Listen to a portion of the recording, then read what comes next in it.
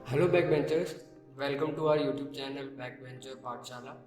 जैसा कि हमारी जो साइंस की सीरीज़ के लिए हमने अनाउंस किया था कि हम अपना जो नेक्स्ट लेक्चर है वो मापन और मात्रक पे लेके आएंगे। तो अगर आपने पिछली वीडियो हमारी साइंस की नहीं देखी है जिसमें हमने सब्जेक्ट वाइज और टॉपिक वाइज सिलेबस डिस्कस किया था और उसमें बताया था कि हम किस तरीके से आगे पढ़ाई करने वाले हैं, तो अगर आपने वो वीडियो नहीं देखा है तो ऊपर आई बटन पे क्लिक करके, अदरवाइज डिस्क्रिप्शन में लिंक है, आप वहाँ से जाके उस वीडियो को देख सकते हैं। तो आज जो हमारा साइंस की सीरीज में जो टॉपिक है मापन, हम उसको स्टार्ट करते हैं। तो यूनिट्स एंड मेजरमेंट जो है वो फिजिक्स का एक बहुत इम्पॉर्टेंट पार्ट है और सब बेसिक बिल्डिंग ब्लॉक है जिसके बारे में सबको पता ही होना चाहिए अगर फिजिक्स में आगे चीज़ें अच्छे से समझनी है, आगे टॉपिक समझनी है। तो हम लोग को ये जानना बहुत ज़रूरी है कि जो भी हमारी फिज़िकल क्वांटिटीज़ हैं और जो भी हमारे वैल्यूज़ रहती हैं उसको हम मापते कैसे। तो उसका जो सबसे बेसिक ब्लॉक है, जो जैसा कि आप देख पा रहे हैं बोर्ड पे, क्वांटिटी, राशि। तो हम आज क्वांटिटी के बारे में पढ़ते हैं। पहले quantities can be expressed in numbers, means जिनको हम संख्याओं में दर्शा सकते हैं उनको हम क्वांटिटी कहते हैं। जैसे कि हमारी एज है, क्या जैसे कि एज है, एज को हम नंबर्स में दिखा सकते हैं। जैसे कि अगर किसी की एज 24 है तो हम उसको एक्सप्रेस कर सकते हैं नंबर्स में, मतलब वो एक क्वांटिटी होगी। ऐसे ही सेम चीज़ है अगर हम लेंथ ले लें, ठीक है, तो लेंथ को जैसे मान लो हम लिखते हैं 12 मीटर, तो इसको भी हम नंबर्स में एक्सप्रेस कर सकते हैं। तो ये हमारी क्वांटिटी होती है, ठीक है। और ये कैसे हम पहचाने कि हमारी जो हमारे सामने एग्जाम्पल है वो क्वांटिटी है कि नहीं। जो भी क्वांटिटी नहीं होती है उसको हम नंबर्स में एक्सप्रेस नहीं कर सकते। अगर हम देखें कि कोई कितना खूबसूरत है या कोई कितना मतलब दिखने में अच्छा है, उसकी फिजिकल अपीयरेंस कैसी है, तो हम उसको नंबर्स में एक्सप्रेस नहीं कर सकते। जैसे कि कोई हमारे सामने फोटो हो, जैसा कि आप स्क्रीन पे भी देख पा रहे हैं कि बच्चे की फ़ोटो है, अगर उससे पूछा जाए हम किसी से कि ये कितना क्यूट है, तो हम नहीं बता सकते, कि उसको नंबर्स में एक्सप्रेस नहीं कर सकते। तो वो क्वांटिटी नहीं होगी, ठीक है। तो ऐसे ही अब आपने क्वांटिटी समझ ली, क्वांटिटी का मतलब आपको समझ आ गया होगा कि जिसको हम संख्याओं में व्यक्त कर सकते हैं। अब हम देखते हैं फिजिकल क्वांटिटी। जो भी फिजिक्स के लॉज को फॉलो करते हैं, मीन्स जो भी लॉ फिजिक्स को फॉलो करती हैं राशियाँ, वो हमारी फिजिकल क्वांटिटी कहलाती है।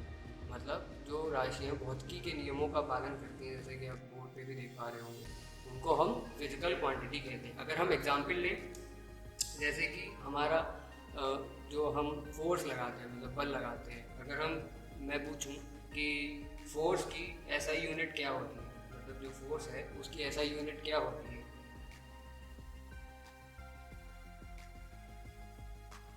तो फोर्स की एसआई यूनिट अगर आप देखो तो उसकी एसआई यूनिट होती है न्यूटन, ठीक है। तो जो हमारा फोर्स है वो फिजिक्स के नियमों का पालन करता है, ठीक है। तो वो फोर्स जो है वो हमारी फिजिकल क्वांटिटी है। ऐसे ही जो हमारा एक्सेलरेशन है, या एक्सेलरेशन कह लो, या उसको हिंदी में कह सकते हैं त्वरण, वो भी हमारी फिजिकल क्वांटिटी है। तो ये जो हमारे जो दो बेसिक चीज़ें हैं, क्वांटिटी और फिजिकल क्वांटिटी। अब हम पढ़ते हैं कि जो हमारी यूनिट्स होती हैं वो कितने टाइप की होती हैं और उनको हम कैसे मेज़र करते हैं। मतलब जो हमारी बेसिक, मतलब बाकी जो क्वांटिटीज़ हैं उनको मेज़र करने के लिए जो बेसिक हमारी क्वांटिटीज़ हैं, फिजिकल क्वांटिटीज़ हैं, जो मूल मात्रक और जिनको हम सप्लीमेंट्री यूनिट कहते हैं, वो पढ़ते हैं। जैसा कि अभी हमने पढ़ा फिजिकल क्वांटिटीज़ के बारे में, तो फिजिकल क्वांटिटी क्या होती है, जो हमारे भौतिकी के नियमों का पालन करे या उसको एक्सप्रेस करे। तो अब हम जो फिजिकल क्वांटिटीज़ हैं उनको दो यूनिट्स में डिवाइड किया गया है। एसआई यूनिट्स जो होती है वो हम अभी आगे देखेंगे, एसआई यूनिट्स की फुल फॉर्म वगैरह। तो जो हमारी एसआई यूनिट्स होती हैं, अगर एग्जाम में क्वेश्चन बनता है कि जो हमारी एसआई यूनिट्स होती हैं टोटल, उनका नंबर कितना होता है, तो उनका नंबर होता है 9, ठीक है। फिजिक्स में 9 एसआई यूनिट्स हैं, ठीक है। और इनको दो पार्ट्स में डिवाइड किया गया है। फिजिकल क्वांटिटीज़ को हम दो पार्ट्स में डिवाइड कर सकते हैं, जैसे कि हमारी और जितनी भी क्वांटिटी हैं वो इनसे मिलके हम बना सकते हैं। उनको एक्सप्रेस करने का तरीका वो हम अभी आगे पढ़ते हैं। तो जो हमारी फंडामेंटल यूनिट्स होती हैं, वो फंडामेंटल यूनिट्स होती हैं, उनका नंबर होता है 7। और जो हमारी सप्लीमेंट्री यूनिट्स होती हैं उनका नंबर होता है 2। ठीक, तो अब सबसे पहले हम पढ़ते हैं फंडामेंटल यूनिट्स हमारी कौन कौन सी होती हैं। तो चलिए आगे देखते हैं।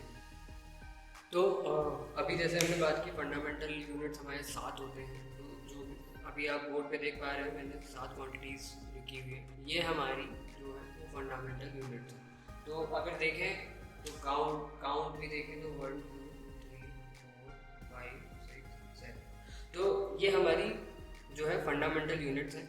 लंबाई, द्रव्यमान, समय, विद्युत धारा, तापमान, पदार्थ की मात्रा और ज्योति तीव्रता। अगर देखें तो हम लंबाई को मीटर में नापते हैं, ठीक है, द्रव्यमान को किलोग्राम में, और उसका रिप्रेजेंटेशन आपको ऐसा यूनिट्स का आपको बोर्ड पे दिख रहा है। तो किलोग्राम, सेकेंड फॉर समय, एम्पियर फॉर विद्युत धारा। और तापमान के लिए हमेशा एक कन्फ्यूजन रहता है कि तापमान का जो यूनिट है वो डिग्री सेल्सियस है, बट जो उसका एसआई यूनिट है वो केल्विन ही है। तो तापमान का हमारा एसआई यूनिट केल्विन है। पदार्थ की मात्रा मतलब अमाउंट ऑफ सब्सटेंस, उसकी यूनिट हमारी मोल है। और ज्योति तीव्रता, इसके बारे में इसको याद रखने की एक ट्रिक है। इसकी जैसे कि ज्योति तीव्रता का मतलब क्या होता है आप ये समझिए। जैसे कि जो हमारी कैंडल होती है, ठीक है, कैंडल होती है, तो कैंडल में जो हमारी रोशनी होती है, जो अलग से आपको एक इंटेंसिटी ऑफ लाइट दिखती है, मतलब अगर आप देखो तो उसको हम कहते हैं ज्योति तीव्रता। तो जो हमारा ज्योति तीव्रता का एक एसआई यूनिट है वो होती है कैंडेला। क्या होती है? कैंडल। तो इस एग्जाम्पल से आप इसको याद रख सकते हैं। तो कैंडल की इंटेंसिटी है कैंडल, जो हमने एग्जाम्पल लिया है। तो अगर आप इसको देखें तो हमारी जो तो इसकी एसआई यूनिट होती है वो होती है कैंडल। तो हमारे जो फंडामेंटल यूनिट्स हैं वो होते हैं 7, ये उनके एसआई यूनिट्स हैं। और आपको इसके बारे में जो और इन्फॉर्मेशन है और इसका जो नोट्स हैं वो आपको डिस्क्रिप्शन में मिलेंगे, तो आप वहाँ से इसको डाउनलोड कर सकते हैं और अपने नोट्स भी बना सकते हैं। तो अब हमने देखा अभी तक कि फंडामेंटल यूनिट 7 होते हैं। अब हमारे पास जो दूसरे हैं वो होते हैं पूरक मात्रक, जिसको कहते हैं सप्लीमेंट्री यूनिट्स। तो हम वो देखते हैं वो दो कौन से होते हैं। जो टोटल हमें ऐसा यूनिट्स है वो 9 है, फंडामेंटल यूनिट्स वो 7 है, और जो सप्लीमेंट्री यूनिट्स हैं वो 2 हैं। तो अभी हम देखते हैं सप्लीमेंट्री यूनिट्स। तो हम देखते हैं सप्लीमेंट्री यूनिट्स क्या होती हैं। तो जो सप्लीमेंट्री यूनिट्स होती हैं वो हमारी 2 होती हैं, एक प्लेन एंगल, एक सॉलिड एंगल। इसको हम बोलते हैं समतल कोण हिंदी में, और इसको बोलते हैं हम ठोस कोण।